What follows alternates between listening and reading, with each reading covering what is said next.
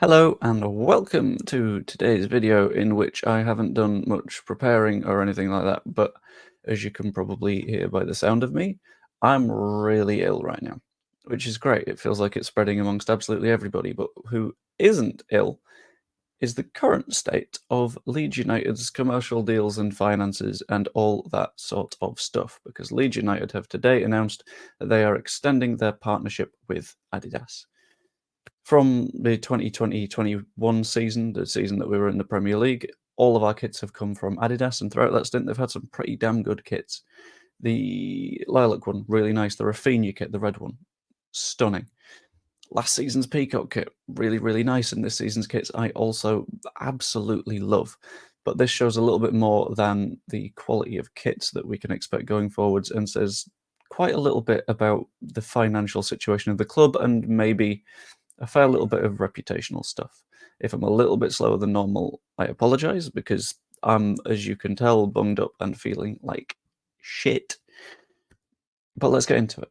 So, as far as we can tell, the entire discussion around this thing is that it's an extension of the existing deal that Leeds United have with Adidas. This will have meant minimal renegotiation, because they would have probably announced things if things were getting a little bit like bigger and shinier and all that sort of stuff. There isn't any specific length of time that has been put on this sort of extension. It seems to be sort of short and sweet, and it's not big details and stuff like that. But apparently the numbers are doing really well for Leeds United. The extension comes after a record-breaking launch of our away kit for the 24-25 season, where we sold 15,000 shirts in the first day alone, bettering all previous Leeds United jersey sales in the first 24 hours. Absolute banger. And this feels like this could have put us in the slightly bigger conversation that is happening with Adidas. They were looking for clubs to put on their sort of elite club level. This is the one where they will make complete custom kits and not rely on stuff like the templates and things like that. So if I remember right, it's got like an elite, an A, B, and a C tier.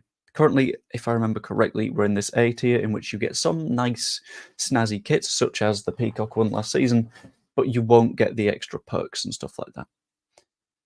The fact that this hasn't had a duration put on it, and the fact that it's not sort of been specifically stated the extent to which this kit is going forwards, tells me that it's a situation where we could go forward in the future and get into that elite group without having to sort of do big renegotiations and stuff like that, which is very promising for the way that the club is looking at the moment. Because a lot of people from the outside would look at Leeds United and go, well, got relegated, season in the Championship, crap. Reputationally, this is pretty big, because Adidas don't just sign deals with absolutely anyone. They're a club that, not a club, a company that tend to be relatively selective with who they sign their deals with. So, for example, in the Premier League, Arsenal, Villa, Fulham, Man United, Newcastle, Forest. Outside of that, Bayern, Juve, Real Madrid, Ajax, Roma, Celtic, Inter Miami is another big example, and then a bunch of international federations, including Japan, who always get really nice kits, Italy, Germany, Spain. Big names, genuinely colossal. And they're not a side again, sorry, brain is not with it today. They're not a company that tends to go with the lower level sides. You won't see them popping up in League Two. That's where you get your Macrons and your Kappas and all that sort of stuff. So us keeping this deal is, I think, big reputationally, because it says that Adidas sees an ongoing future with Leeds United, because they've made good kits for us, let's be honest here, and we've made good money for them. It works out on both fronts and is very promising, at least from the commercial standpoint, for where we're going forwards. Re-signing with Adidas is big. In addition to that, getting Red Bull at the start of the season was absolutely huge. And this is one of the big benefits of being with the 49ers, in my opinion. They might not be the ownership that everyone wants, because everyone at the end of the day wants someone that owns the gravy factory down the road and stumbled across £1 billion and can put all their money into it and they've been a fan for their entire lives. That's not realistic. But as things go, we've got an ownership group with a lot of people that have a lot of interest in us at the minute. Such as, 1 second, I have to fight the dog. Such as Jed York, long-term Leeds United fan able to get in the ownership group that way. Such as Larry Nance, who we have seen is happy to dive in headfirst and become a part of the club ever since he got his sort of ownership stake in us. Such as Russell Crowe, who is able to turn his being a fan into a financial interest which benefits both sides of that conversation. And the key thing about that is at a board level, they're getting really good at making these commercial deals. Huge deals that you don't typically expect to see in the Championship or even the lower end of the Premier League.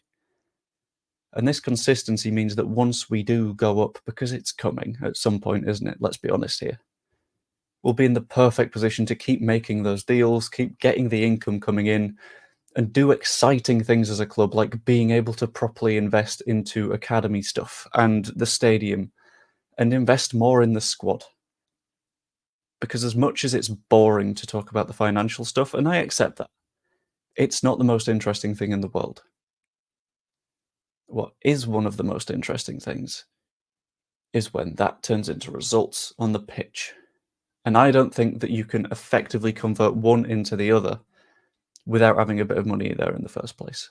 Brighton, for example, their owner put a lot of cash into the club before it started turning into results. And I think we're in that period now. We're in that period where we need to be finding those financial sources. We need to be focusing on the investment in the club, and we are as much as we are able to because PSR is a bastard. But I think once we go up and once those PSR restraints are removed, we will be doing fucking spectacularly. And I cannot wait for that. So whilst this Adidas deal in itself isn't the most important or hype thing, this also tells us that they're going to be like designing the kits like now. This is really early in the process. But whilst this isn't the most hype thing to talk about, and it's not we've signed a player or anything like that, it's still essential to the running of a modern football club, and it still shows that we're going in the right direction. And it's not the most exciting information that anyone could ever hear about Leeds, but it's something that we need to hear. Because if we're going to make that leap forward into becoming the European club that we all think we can be again, this sort of stuff is going to happen. But that's just what I think. Let me know what you think in the comments down below. Like, subscribe, even become a channel member. It's 99p a month, and you get a bunch of videos early. Not this one, because I'm having to record this right before I upload it, because this. But yeah, hope you enjoyed. I'll see you later. The fun thing is, according to a COVID test, it isn't COVID. It feels identical to the 3 previous times I got COVID. So I'd be very surprised if a future test doesn't pop out that way.